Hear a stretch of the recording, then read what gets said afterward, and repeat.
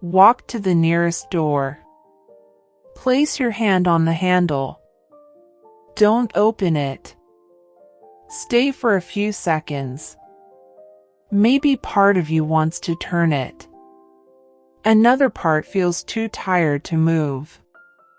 Maybe you do not know which side of the door you want to be on. It may feel familiar. Your marriage may feel painful or empty. Yet when someone asks, "What do you want?" you have no answer. At the end, I will guide you through a simple 2-minute experience. It will not ask you to decide whether to stay or leave. It may help you notice something more basic, how you no longer want to feel. This video is one step in a longer journey. Other episodes explore different layers of identity, because a woman rarely loses herself all at once, and she rarely returns all at once.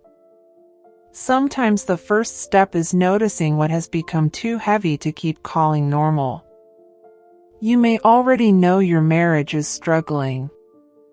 You know it in the silence after dinner, in the conversations you avoid, in the relief you feel when he leaves the room, followed by guilt for feeling relieved. You know it when you imagine 5 more years like this and your body tightens before your mind forms a sentence. But knowing something is wrong is not the same as knowing what you want. People ask, do you still love him? Do you want a divorce? Do you want to save the marriage? Every question feels like another door you are expected to open before you are ready. You search for a clear answer and find only fog. You do not want another argument, promise, or explanation. But you may not want a new life either, because even imagining one feels exhausting. So you say, "I don't know." And perhaps you judge yourself for it. Maybe you think a strong woman would know. A brave woman would choose. A clear-minded woman would already have a plan. But emotional exhaustion does not always look dramatic. Sometimes it looks like indecision. Sometimes it looks like apathy. Sometimes it looks like a woman who can organize everyone else's life but cannot answer one question about her own. What do I want? The problem may not be that you have no desires. The problem may be that desire requires energy. To want something, you have to imagine that something could be different. You have to believe your preference matters. You have to trust that choosing will not create another burden you must carry alone. And if you have spent years adjusting, managing, forgiving, anticipating, and surviving, wanting can begin to feel like work. So you stop asking yourself. You answer messages. You pay bills. You remember appointments. You notice everyone's moods. You keep the house moving. You keep the marriage moving, even when you no longer feel yourself moving inside it. Then someone asks what would make you happy. The question does not feel hopeful. It feels cruel. Because you cannot reach the answer. Not because there is nothing inside you, but because everything inside you is tired. There is a difference between not wanting anything and being too depleted to feel your own wanting. One is emptiness. The other is a signal. A signal that your inner life has been pushed so far into the background that even your preferences arrive quietly. Maybe you still notice small reactions. You breathe more easily when the house is empty. You sit in the car before going inside. You stay awake after everyone sleeps because the night feels like the only time that belongs to you. These moments are information. They do not mean you should leave or prove you should stay. They reveal that some part of you is searching for space. Space to feel without being interrupted. Space to hear a thought before it becomes another responsibility. Space to exist without immediately becoming useful. Perhaps this is why advice has stopped helping. People tell you to communicate more. Take a trip. Set boundaries. Try counseling. Make a decision. Some of those things may help. Some may not. But when a woman no longer knows what she wants, another list of things to do can feel like one more demand. What she may need first is permission to stop producing an answer. You are allowed to say, "I do not know yet." That is not giving up. Maybe you have spent years saying, "I'm fine, it's just a phase," or "I can handle it," because those answers kept other people comfortable. Each one moved you farther from what was happening inside you. You do not need to force clarity. Forced clarity is often fear pretending to be certainty. Real clarity can begin smaller.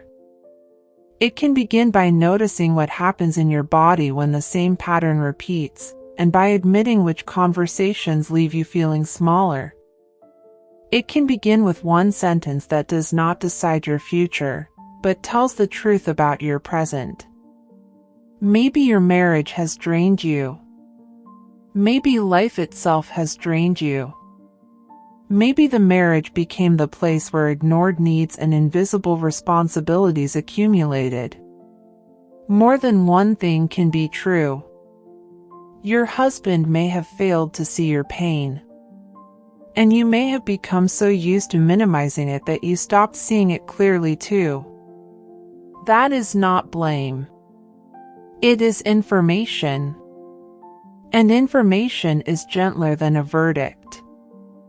A verdict says, "This is over." Information says, "This is what is happening to me."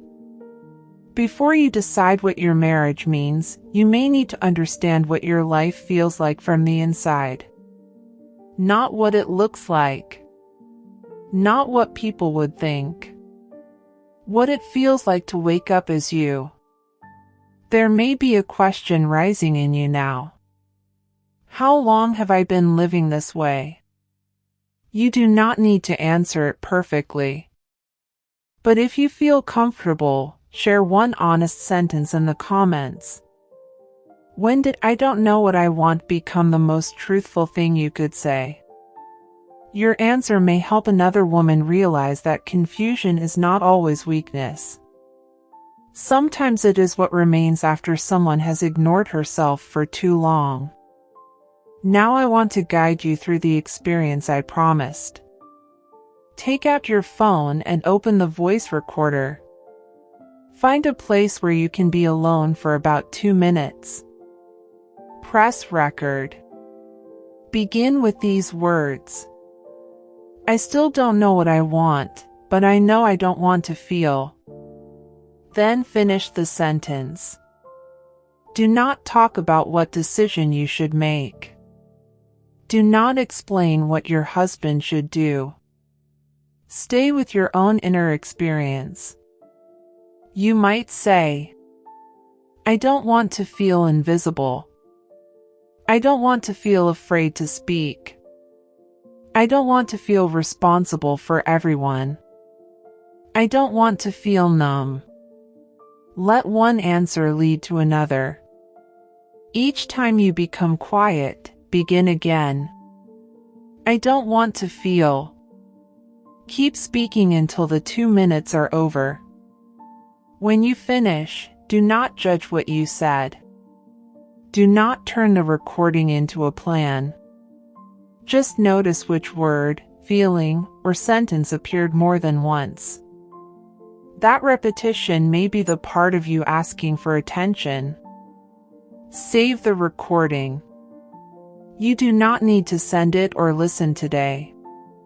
For now, It is enough that you stopped demanding a complete future from yourself and allowed yourself to tell the truth about the present. Return to the door where we began. You still do not have to open it. Maybe clarity is not knowing which door to choose. Maybe clarity begins when you finally admit what you can no longer pretend feels acceptable. You may not know whether you want your marriage to continue. You may not know whether you want to rebuild it. You may not know whether you want to leave. But perhaps, after today, you know one thing more clearly. You do not want to keep disappearing inside feelings you were never allowed to name. That is not the final answer. It is the first honest direction. Sometimes, that is enough for one day. We'll talk again soon.